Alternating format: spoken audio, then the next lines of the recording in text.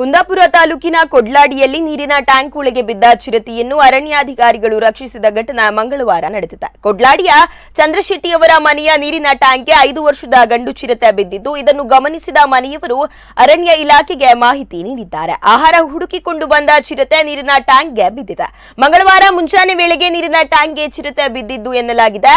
ಹಾಗೆ ಮಧ್ಯಾಹ್ನ ಮನೆಯವರು ಗಮನಿಸಿ ಅರಣ್ಯ ಇಲಾಖೆಗೆ ಮಾಹಿತಿ ನೀಡಿದ್ದಾರೆ. ಸ್ಥಳಕ್ಕೆ ಭೇಟಿ ನೀಡಿದ ಅರಣ್ಯಾಧಿಕಾರಿ ಪ್ರಭಾಕರ್, ಶರತ್, ಶಿವಕುಮಾರ್, ಉದಯ್, ರಂಜಿತ್, ವಿಜಯ್ ರವರ ತಂಡ ಚಿರತೆಯನ್ನು ಮೇಲಕ್ಕೆತ್ತುವಲ್ಲಿ ಯಶಸ್ವಿಯಾಗಿದೆ. ಮಂಗಳವಾರ ತಡರಾತ್ರಿ ಚಿರತೆಯನ್ನು ಕಾಡಿಗೆ ಬಿಡಲಾಗುತ್ತದೆ ಎಂದು ಅರಣ್ಯಾಧಿಕಾರಿಗಳು ತಿಳಿಸಿದ್ದಾರೆ.